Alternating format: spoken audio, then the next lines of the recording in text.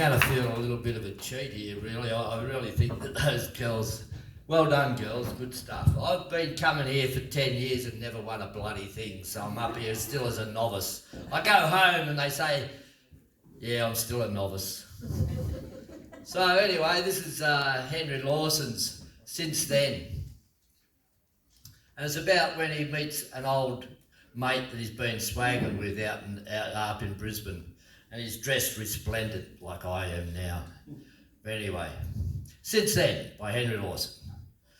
I met Jack Ellis in town today. Jack Ellis, my old mate Jack. It was 10 years ago from the Castlereagh.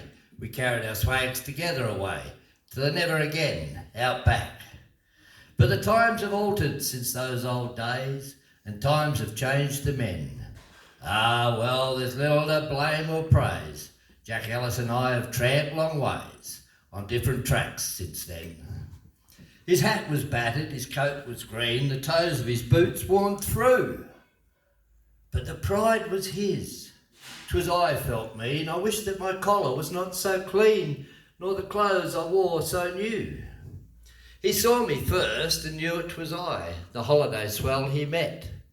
Why have we no faith in each other? Ah, why? He made as though he would pass me by, for he thought that I might forget.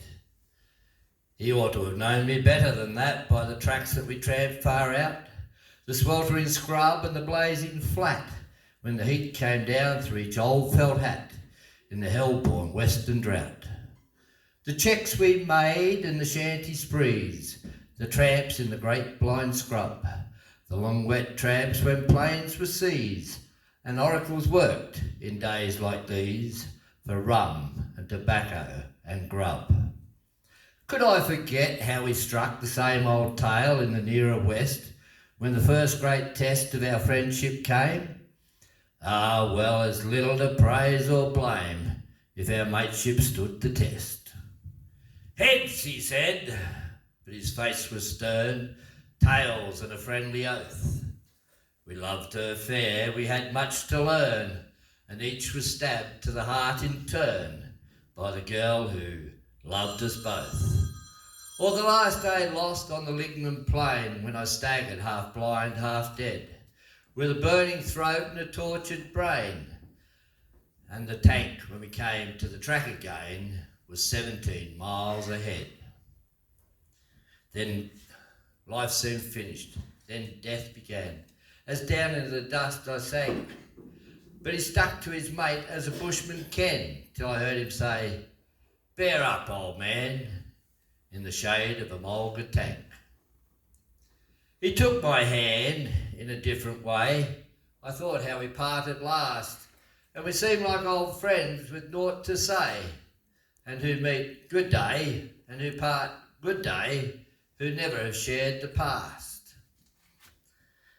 I asked him in for a drink with me, Jack Ellis, my old mate Jack, but his manner was no longer careless and free. He followed, but not with the same grin that he wore always in the scrub out back.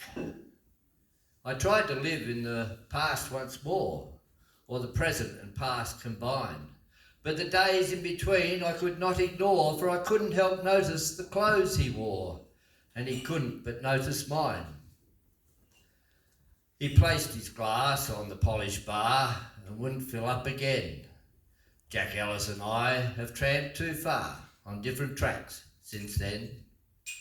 He said he had a mate to meet, and "I'll see you again," said he, and he hurried away through the crowded street, and the rattle of buses and the scrape of feet seemed suddenly loud to me. And I almost wished that the time would come when less would be left to fate, when a boy could start on the track from home with equal chances, and no old chum have more or less than his mate. Thank you, Henry Lawson.